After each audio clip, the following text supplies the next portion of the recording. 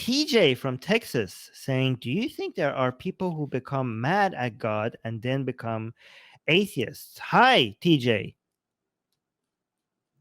Armin, Christy, what's going on? You guys are awesome. First of all, by the way, Christy, the Arceus is a Pokemon. Ah, okay. There we go. Not so not a god, but like close enough. Well, in the lore of Pokemon, it is a god. Well, it is. Oh, okay. Yeah, I forgot we have the legendary god world. Pokemon. I dipped out after like 151, 152. Like whenever Togepi came around, I was out. But you know, I'm showing my age, I guess.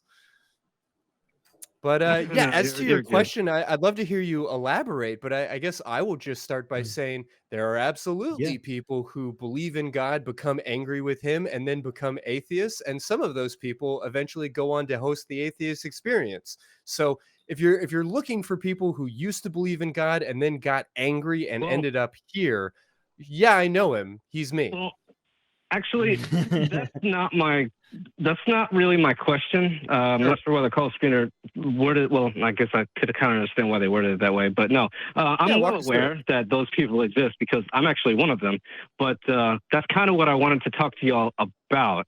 So just to give some context, you know, this lines up perfectly with what y'all were talking about earlier about, you know, praying to God to give you an answer and, you know, all that and not getting anything. So I grew up Protestant, and let's see, I grew up poor. I was physically abused by my mom, and I was bullied a lot in school. There was a lot of things going on in my life that that just was not pleasant. But I went to church sometime around when I was 13. I mean, I had gone to church before that a lot of times, but I never really took any of the religious part of it seriously. I didn't even know there were other religions at the time. And, but I did believe that there was a God because, you know, obviously everyone around me is telling me, oh, there's this God that created everything. He's so great. He's so, you know, benevolent, whatever. And went to church around 13 years old. It was the first time that I actually listened to what the preachers and everyone else was saying. And everyone kept giving all these testimonies about hey, I prayed to God, and you know this thing happened to me, and it's great. My daughter healed her illness, and shit like that. So I heard that, and I was like, you know what? Let me try that shit. So I was dead serious, got on my knees, everything, and I was like, God, please, I'm begging you, just. Can you please make life not suck as badly? That's all I'm asking. I'm not even asking you to give me anything. I'm just asking you to, you know, not have or not give me so much pain to go through. All right. So please, I will do anything you want. I will be as devout to you as possible. I will go full on evangelical, creationist if you want me to. Just please. And then the next day I got beaten up at school. So that obviously didn't work. And I interpreted that as God basically just being a dick. So I was like, okay, I did this for you, and this is how you treat me. All right, well, fuck you then. I was genuinely upset. Yeah, no, I hear that. Until about, actually, I'm not sure how much time had passed for that, but one day, and I'm not joking, just to preface this, one day I was watching an episode of South Park. Do y'all know that show? Familiar. Yeah. We're towards the end of the show here, so help me get to the end here. Okay, so basically, the point of the episode was that you know, bad things happen to good people and good things happen to bad people, and I saw that, and there was a scene where Kyle was like, oh, I think I know why this is happening. Oh, because there is no God. And that blew my 13-year-old mind, because at that time, the thought that God might not exist never once crossed my mind until that moment. And just like that, I was an atheist. Well, you're smarter than me. It took me till age 18. It took me till 18 to become an atheist. So you're smarter than me. Oh no, I was a really stupid kid back then. Because I didn't even give much thought into it. I mean, now of course I have lots of reasons to not believe in God, but that have nothing to do with emotion. But back then, yeah, no, I was just really upset about that. So I wanted to talk to y'all about. So you know how like a lot of theists will make that straw man, oh, you atheists are just a bunch of God haters. You know, you hate God, and that's why, yada yada yada. I want to. Like, I logically, of course, I know how ridiculous that is, because how you can't hate that which you don't believe exists.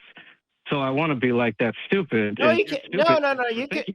No, no, no. You can. You can hate. Like, for example, you could read Harry Potter and hate, I don't know, Voldemort, for example. It's fine. You can do that. You could be like, I hate that character in the movie. That's completely fine.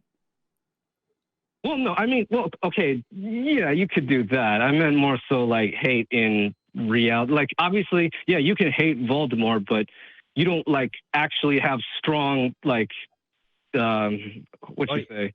Like, you don't actually have like strongly feel compelled like to as hating Voldemort. Emotions don't have to be rational. You know, take that from a Yeah. therapist. Like, just because you feel a feeling doesn't mean that that feeling makes any sense. And if you feel some incredible anger at God, it doesn't really matter to your nervous system whether or not there is a God.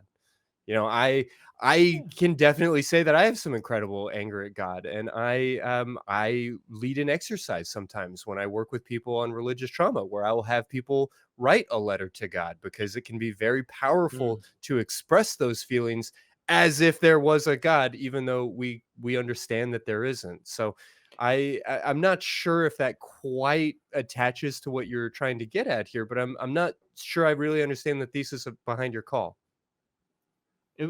Christy, would you say that it might even be healthy to express that hate? You know, maybe that's your body's Yeah. way of healing. No, trying to absolutely. I heal mean, itself? sometimes those emotions need to be expressed. Like, if you Right. are spending every single day coming home from work, putting on your gloves, and then just beating the crap out of a sandbag, screaming slurs and angry words at God, then, you know, I might encourage you to consider whether that's a healthy expression of anger. But yeah, I think there's incredible value in telling God exactly what you think of him, even if you're just talking to yourself. Right. All right, Okay, we need to. Okay. Yeah, go on, TJ. Yeah, TJ, we Oh, need no, I was just to saying, end the show soon. So if you have any, yeah, go on. Yeah, I understand. Just this is the last point. Those were some really good points. I didn't actually think about that. So thank you for explaining all that. Yeah, Well, thank you. My main question was really like, does that really like give credibility to those arguments that theists make that, you know, atheists are God haters? Like, does that really like mean anything? What do you guys think? Who cares? Wait a second. You know what? Don't worry about them, okay? Don't worry. Don't try to define yourself and the way that you behave and the way that maybe is best for your mental health. Like, oh, if they could see us, they would say, fuck them, okay? Fuck them. And don't worry about their judgment. You do you, okay? Don't try to change your behavior in a way that achieves the, acceptance of theists, or their approval. We're not seeking their approval. The whole point of much of the point of atheist activism is to just be us the way we want to be without trying to constantly get theist approval. You make a really good point there. Thank you. I appreciate that.